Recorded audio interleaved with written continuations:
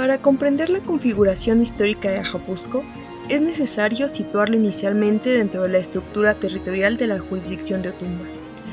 Durante buena parte del periodo novohispano, Ajapuzco estuvo integrado en una organización política y administrativa más amplia, cuya articulación tuvo como uno de sus principales centros a Otumba. La propia documentación historiográfica sobre la jurisdicción muestra que la cabecera y sus pueblos sujetos fueron transformados sucesivamente por las encomiendas, la incorporación de la Real Hacienda, las políticas de congregación y la consolidación de las llamadas repúblicas de indios. En el caso de Ajapuzco, la documentación municipal sitúa en 1603 una reorganización de diversos asentamientos de su entorno bajo la disposición de congregación.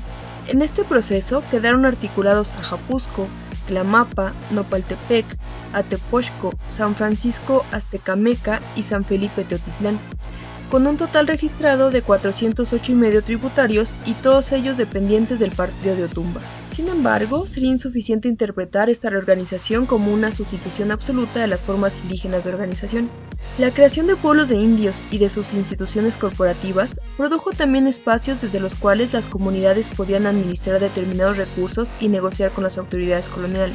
La historiografía sobre la jurisdicción de Otumba muestra que durante el siglo XVIII, los pueblos de indios habían desarrollado cajas de comunidad y formas colectivas de administración económica que les permitían participar activamente en circuitos de mercado regionales.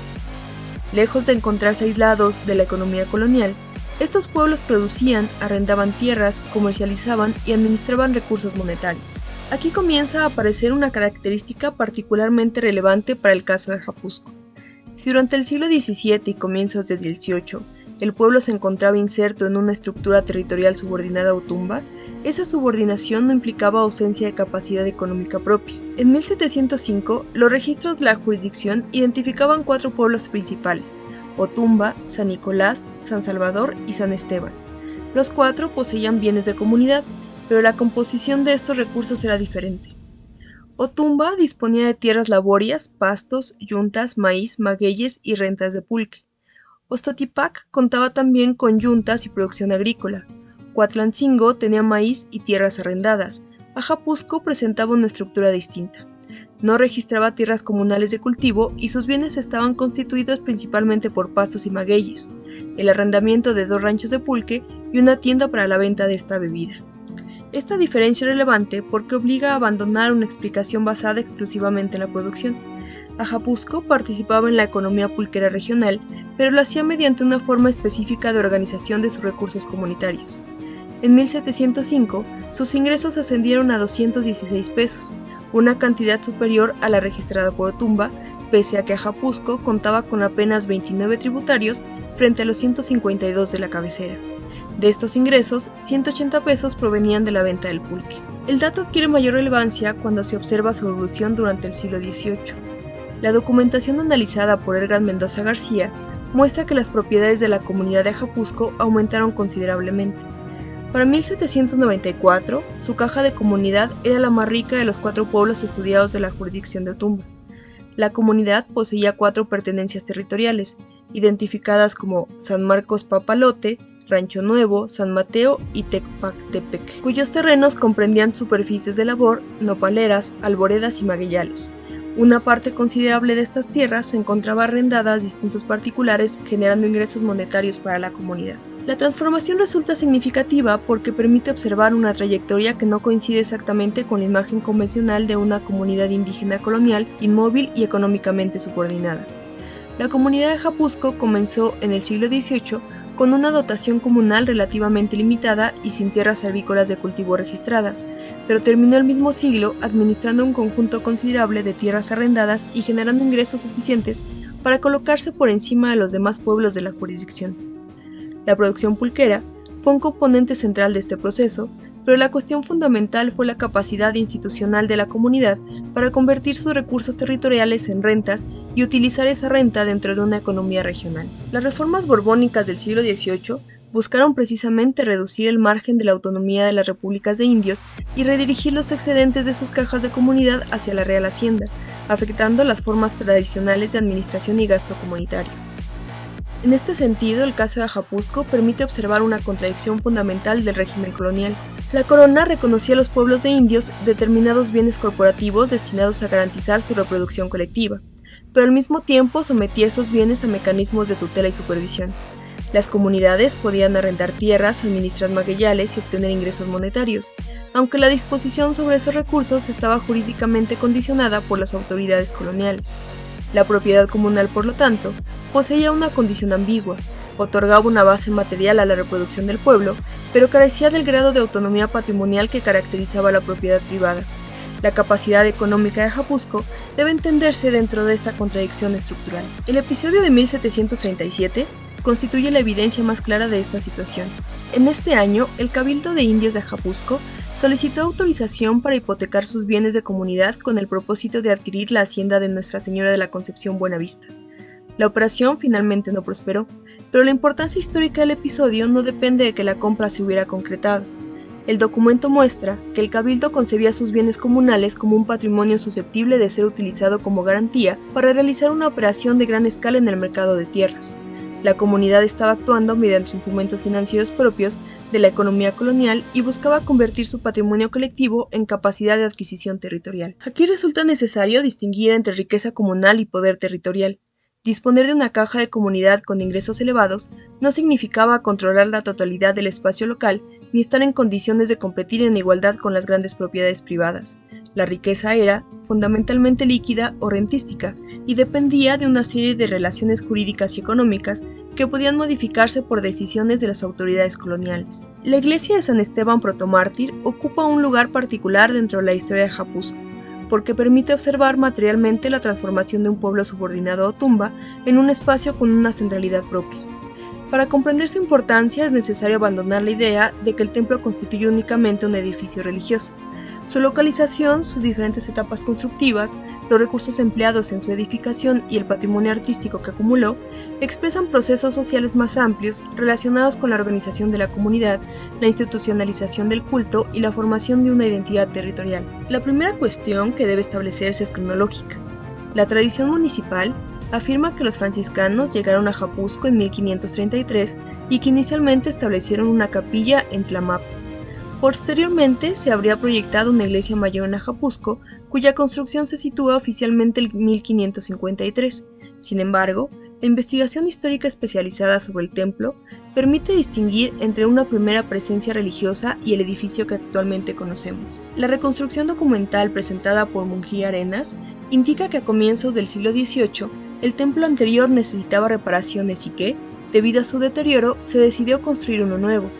Las obras comenzaron en 1743 bajo la dirección del maestro mayor Juan de Alba.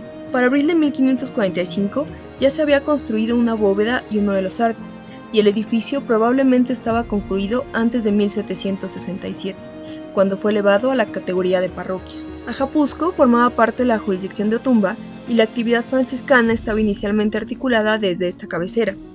El propio plan de manejo del acueducto del Padre Tembleque describe a San Esteban como una antigua capilla de visita dependiente del convento de Otumba. La creación de un templo de mayores dimensiones en Ajapusco puede interpretarse entonces como parte de la progresiva institucionalización de un núcleo local dentro de una organización eclesiástica inicialmente subordinada. El espacio religioso adquirió importancia precisamente porque la evangelización no se limitaba a introducir nuevos contenidos doctrinales.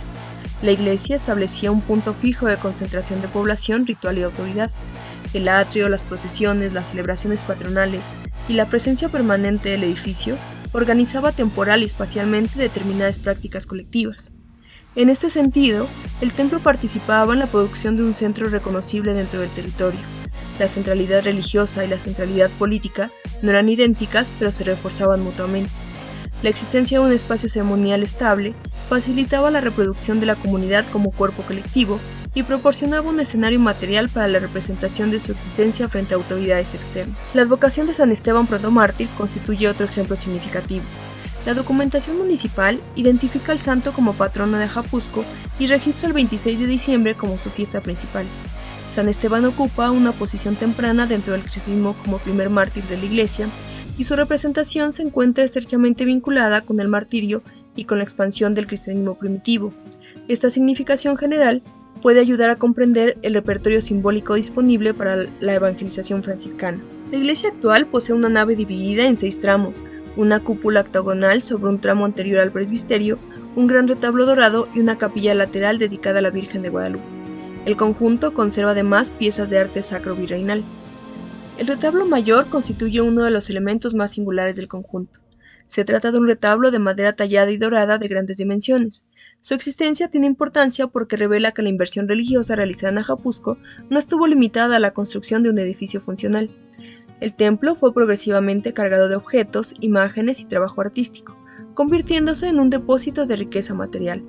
El oro, la madera tallada, los lienzos y las esculturas condensaban recursos económicos provenientes de diferentes momentos históricos y transformaban el espacio religioso en una forma visible de acumulación patrimonial. La colección pictórica hace todavía más evidente este proceso. El inventario registra 51 pinturas, sin contar las pinturas de la cúpula realizadas en 1926. Entre ellas se encuentran obras de cronología diversa, lienzos de temática mariana, arcángeles, episodios de la vida de Cristo, santos y un apostolado de 14 pinturas. El conjunto incluye también un lienzo de un santo obispo cuyo lenguaje pictórico ha sido relacionado con Cristóbal de Villalpando, aunque la autoría no está plenamente identificada. La construcción y mantenimiento del pueblo exigieron trabajo especializado, materiales y recursos financieros. La documentación relativa a las obras iniciadas en 1743 registra los pagos realizados a maestros, albañiles y canteros, mientras que la comunidad asumía determinados gastos relacionados con herramientas y alimentación de los trabajadores. La comunidad no era únicamente una colectividad religiosa que utilizaba un templo ya existente, participaba materialmente en su construcción y mantenimiento. La trayectoria posterior de los bienes artísticos también revela la movilidad de las relaciones sociales que sostenían el patrimonio religioso. Ruiz Gomar señala que a comienzos del siglo XX se modificó la herrería de la barda del atrio y que algunos retablos colaterales procedían de la colegiatura de Nuestra Señora de Guadalupe y fueron trasladados a Ajapuzco por intervención de Gregorio Aguilar, abad de esta institución y originario del propio pueblo. Esta acumulación histórica tiene consecuencias para comprender la formación de la centralidad local. La iglesia se encuentra actualmente en el centro de la cabecera municipal y forma parte, junto con la plaza y el espacio municipal, de los principales hitos de la imagen urbana. El Plan Municipal de Desarrollo identifica el atrio de San Esteban como uno de los principales lugares de reunión de la población. La articulación espacial entre templo, plaza y edificios civiles muestra que la centralidad religiosa, construida durante el periodo colonial, fue posteriormente incorporada a la estructura política del municipio. El centro administrativo contemporáneo se asentó sobre un espacio cuya importancia había sido construida previamente mediante prácticas religiosas y comunitarias. La transformación de Ajapuzco en municipio durante el siglo XIX debe entenderse como una modificación de las formas institucionales mediante las cuales se organiza el territorio. Desde el periodo colonial existían autoridades indígenas, bienes comunales, instituciones religiosas y mecanismos de representación local. La municipalización modificó el marco jurídico y político de estas relaciones y produjo una nueva unidad territorial, pero lo hizo sobre un espacio previamente estructurado por siglos de apropiaciones, subordinaciones y conflictos en torno a la tierra. La primera aparición de Ajapuzco como ayuntamiento ocurrió el 16 de diciembre de 1825, cuando el Congreso del Estado de México estableció la nueva división municipal de la entidad. Ajapuzco quedó entonces incorporado a la Prefectura de México y tuvo como cabecera de partido a Teotihuacán. Sin embargo, en el listado correspondiente a 1826, el municipio ya no aparece entre las unidades que realizaron elecciones municipales. La explicación proporcionada por la historiografía local señala que posiblemente no alcanzaba el mínimo de población exigido para constituirse y operar como ayuntamiento. La consolidación definitiva del municipio ocurrió en 1873, durante el gobierno de Sebastián Lerdo de Tejada y la administración estatal de Alberto García. La legislatura del Estado de México erigió nuevamente a Ajapuzco como un municipio y el censo utilizado para justificar la decisión registraba 4.252 habitantes. La cabecera quedó establecida en Ajapuzco y Blas López aparece como su primer presidente municipal según la historia institucional local. La fecha de 1873 adquiere especial importancia si se observa junto con la reorganización territorial de los pueblos vecinos. 2 años antes, en 1871, Nopaltepec se había separado de Ajapuzco y constituido como municipio independiente. La historiografía regional identifica esta segregación como una de las principales modificaciones definitivas de la antigua demarcación de Otumba durante el siglo XIX. La consolidación municipal coincidió con una etapa de expansión económica de las haciendas pulqueras. La historia institucional del municipio señala que durante las últimas décadas del siglo XIX, las haciendas se reconstruyeron y ampliaron su actividad agrícola, apoyadas en el cultivo del maguey y en la producción del pulque. Al mismo tiempo, la construcción del ferrocarril permitió conectar el territorio con los mercados de la Ciudad de México y Veracruz. Mientras el liberalismo político construía municipios basados formalmente en la ciudadanía y la representación local, la estructura económica del campo podía concentrar crecientemente la tierra y los recursos productivos. El municipio no eliminaba la relación de dependencia entre propietarios y trabajadores. Incluso podían coexistir con ella y ofrecer el marco administrativo para su reproducción. La igualdad política formal y la desigualdad económica podían desarrollarse simultáneamente. La revolución modificó posteriormente esta relación. De acuerdo con la historia municipal, después de la guerra revolucionaria, surgieron líderes locales que impulsaron el reparto agrario. Las tierras de las haciendas fueron afectadas y comenzaron a constituirse ejidos alrededor de los antiguos cascos hacendarios. Los propietarios conservaron en algunos casos los cascos y porciones reducidas de tierra, mientras las nuevas comunidades ejidales ocuparon superficies anteriormente integradas a las grandes propiedades. El proceso produjo conflictos y litigios que tuvieron que resolverse mediante procedimientos administrativos y judiciales. La estructura actual de Ajapuzco conserva las huellas de estas sucesivas reorganizaciones. El municipio está compuesto por múltiples pueblos y localidades que anteriormente tuvieron distintas posiciones dentro de la estructura colonial, hacendaria y agraria. Los censos del siglo XX muestran la coexistencia de pueblos, haciendas, rancherías, ranchos y estaciones ferroviarias, mientras que la documentación contemporánea identifica además numerosos ejidos y comunidades agrarias. El territorio municipal es, en consecuencia, una acumulación histórica de diferentes regímenes de organización espacial.